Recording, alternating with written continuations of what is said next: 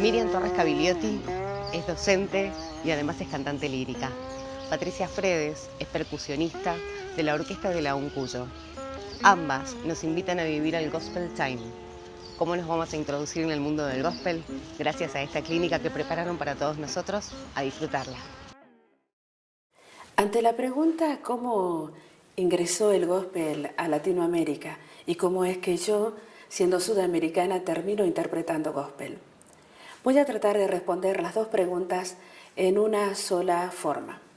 En realidad, el gospel en América empieza en el mismo momento en que llega la primera embarcación en 1619 al sur de Estados Unidos. Paralelamente, en realidad, en toda América empieza el tráfico de personas de raza negra. Ahí ya comienza, en cierto modo, el gospel. ¿Por qué? Porque esta gente trae su cultura, su música, su ritmo, su forma de interpretar la espiritualidad. Luego, el gospel se universalizó. ¿De qué manera? Los misioneros fueron diseminando esta forma musical en todo el mundo. Los himnos ya eran universales en cierto modo y esto sumado al ingrediente de la música negra le fue dando un color diferente, un matiz diferente, pero el repertorio protestante universalmente era el mismo. Con respecto a cómo es que yo termino conectada con el gospel, bueno, yo nací en un hogar protestante, soy la cuarta generación de protestantes en mi familia. Hay que tener en cuenta que a principios del siglo XX o finales del XIX no era tan sencillo decir soy protestante o soy evangélico.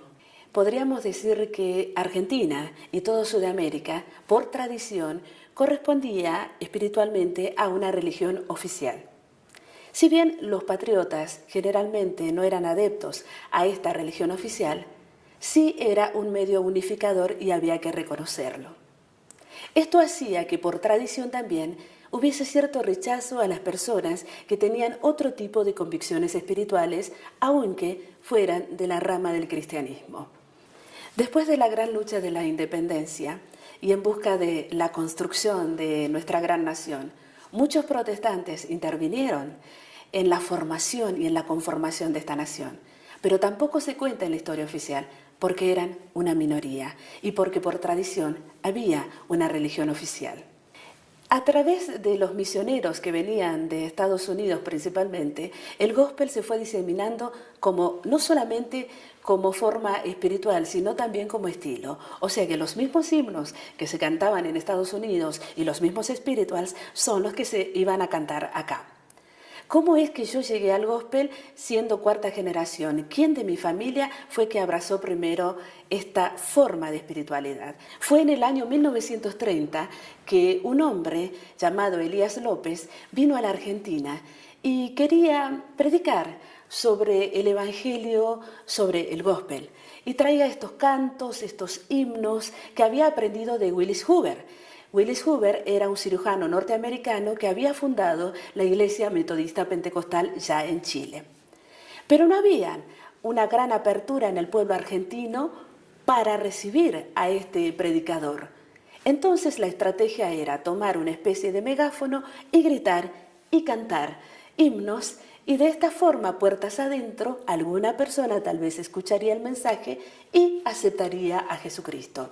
De esta manera, mi bisabuela Simona, que paradójicamente era medio india, medio negra, encuentra en el mensaje que decía Elías López, que gritaba y que cantaba, la salvación.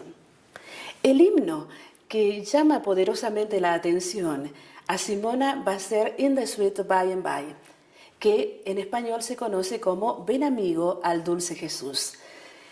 La parte que a ella le impactó fue la que decía, si de enfermo te sientes morir, Él será tu doctor celestial. Ese día Simona abrazó la fe cristiana a la manera protestante. Y de ahí en más podríamos decir que mi familia por 4 generaciones ha venido cantando spirituals e himnos.